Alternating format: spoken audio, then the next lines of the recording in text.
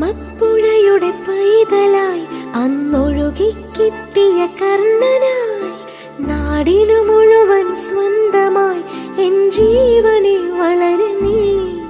കുടിൽ മേയുവാൻ മുകിലുകൾ, അതിൽ മാരിവിൽ ചുവരുകൾ, നിനക്കൊരു കുടം കുളിരുമായി പുതുമഴ മണിമ